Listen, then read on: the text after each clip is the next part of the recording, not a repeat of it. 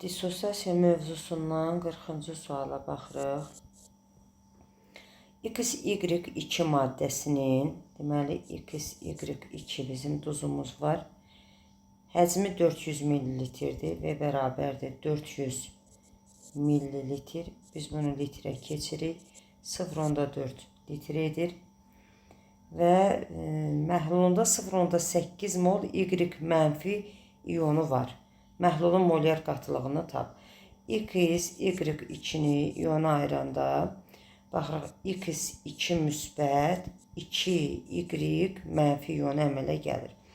Məsələdən görürük ki 0,8 mol Y mənfi iyonu əmələ gəlib. Onda nə qədər duz iyona ayrılıb onu tapırıq, yəni molun. 2Y iyonu əmələ gələndə 1 mol duz iyona ayrılıbdır. X bərabərdir, məxrəcdə 2, 0,8, bu da eləyir 0,4 mol.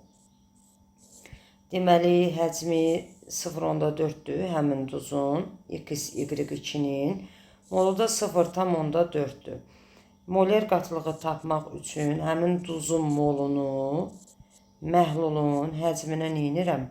Həcminə bölürəm. Molu 0,4-dür, həcmi də 0,4-dür, cavab edir 1.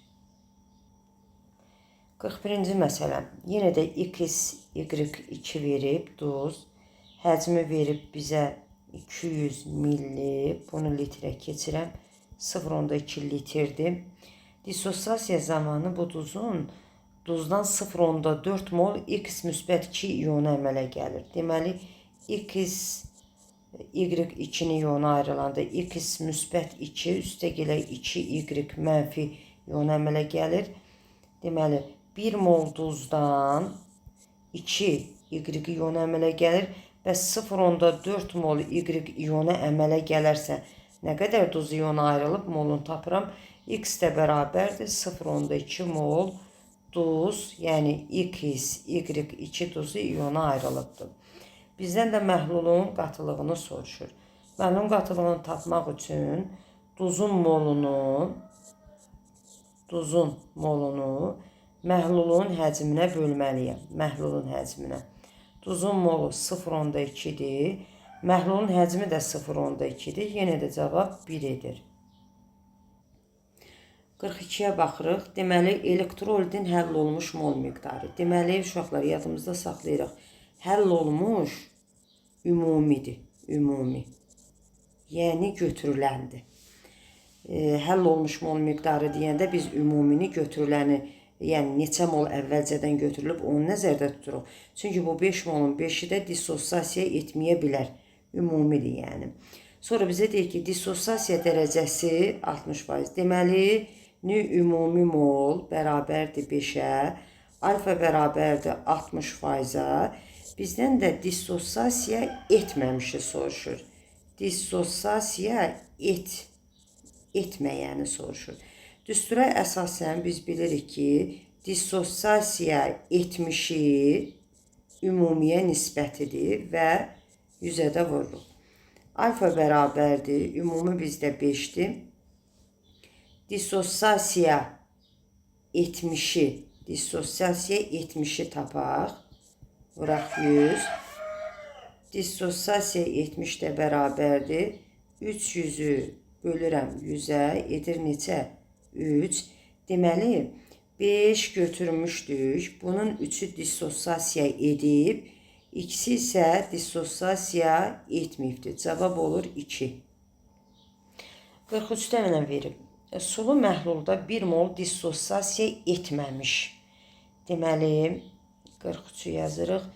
1 mol XOH 2 dəfə. 1 moldur, bu dissosiasiya etməmiş.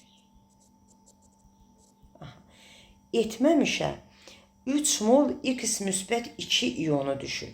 İndi əgər mənim 3 mol X2 müsbət iyonum varsa, onda baxım görüm XOH-dan neçə molu iyona ayrılıbdır. Deməli, XOH 2 dəfə ayrılanda X2 müsbət, bir də 2OH mənfi iyonu əmələ gəlir. Deməli, 1 mol XOH-dan 1 mol X əmələ gəlir. 3.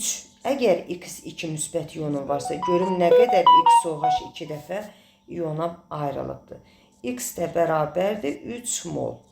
Deməli, mənim 3 mol XOH 2 dəfəm iyona ayrılıbdır. 1 mol XOH 2 dəfəm iyona ayrılmayıbdır. Ümumi götürdüyüm, əvvəl götürdüyüm 4 mol XOH 2 dəfə olubdur. İndi dissosiasiya dərəcəsini biz tapanda nə edirik? Dissosiasiya 70-i, yəni 3 molu ümumiyə bölürəm, yəni ümumi 70-dən etməmişin cəmidir.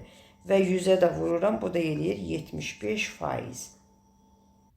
4-də verilib ki, dissosiasiya dərəcəsi alfa bərabərdir 80%. Sonra deyir ki, XN, YO4 M dəfə maddəsinin 2,5 molunun dissosiasiyasından 4,816/10^24 sayda iyon əmələ gəlir. M-lə M-in cəmini deyir hesabla. Əvvəlcə biz görürük ki, 2,5 götürüblər, amma bu tam iyona ayrılmayıbdır. Yəni tam iyona ayrılsaydı alfa 80% olmazdı, 100% olardı. Yəni görək indi buradan bu duzun 1 molundan nə qədər iyon əmələ gəlir? N qədər X, M qədər isə YO4 iyonu əmələ gəlir. İndi bu duzun 1 molundan N plus M vuraq, 6,2 10^23 iyon əmələ gəlir. Ona görə belə yazıram ki, N-lə M-in cəmləyib 6,2-yə vurmalıyam ki, ümumi iyonun sayını tapım.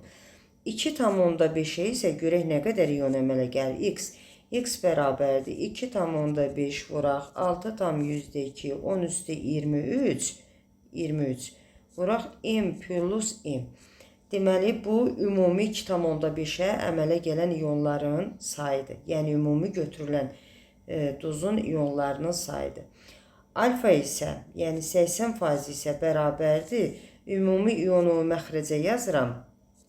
2,5 vuraq 6,2 10^23 N plus M-i məxrəcə yazıram. Surətə də isə ayrılan iyonları yazıram. Yəni, 4,1000-də 816 vuraq 10^24 yazıram. Vuraq 100 də yazırıq. Çünki düsturda bizdə 100%-lə ifadə olunubdur. N-lə M-in cəmini tapdıqda isə burada N-lə M-in cəmi 2-yə bərabərdir. Cavab 2-dir. 45-ə baxırıq. Deməli, bizə veribdir mis-2 nitrat məhlulu. Bu məhlulun həzmi 250 millilitrdir. Biz bunu litrə keçək. Edir 0,25 litr edir. Yəni, 1000-ə bölürük. Sonra verib ki, mis-2 nitrat məhlulunu mis müsbət 2 iyonunu tam çöktürmək üçün 1 mol natrium hidroksid sərf olunur. İndi biz mis nitratı yazaq. Onun üstünə natrium OH gələk. Görək bu mis iyonunu çöktürmək üçün nə qədər natrium OH lazımdır, onu müəyyən edək. Mis OH 2 dəfə, bir də natrium NO3 alınır. Əmsallaşdıraq. OH-ın sayı 2-dir, bura 2. Natriumla NO3 2-dir, burada 2 yazırıq. Baxırıq ki, 1 mol duzu çöktürmək üçün, yəni 1 mol müsbət 2 iyonunu, axı bunun içərisində bir dənə müsbət 2 iyonu var, çöktürmək üçün 2 mol natrium OH lazımdır. 1 mol natrium OH lazımdırsa, görüm duz nə qədərdir? X bərabərdir duz 2, 1-i də 2-yə böləndə 0,5 mol duzum var. İndi bu duzun qatılığını tapmaq üçün, yəni 250 millilitr məhlulda C bərabərdir. Əvvəlcə bunu müəyyən edək ki, 0,5 mol duzdan ayrılan mis iyonlarının sayı elə 0,5-dir. NO3 də 0,5-i 2-yə vururuq, bir dənə də NO3 ayrılır 1 mol olaraq. İndi mis iyonlarının sayını tapdım 0,5. Məhlulun qatılığı da litrlə 0,25-dir. Qatılığı tapmaq üçün mis iyonunun sayını bölürəm məhlulun həcminə. O da bərabər edir, cavab olur 2.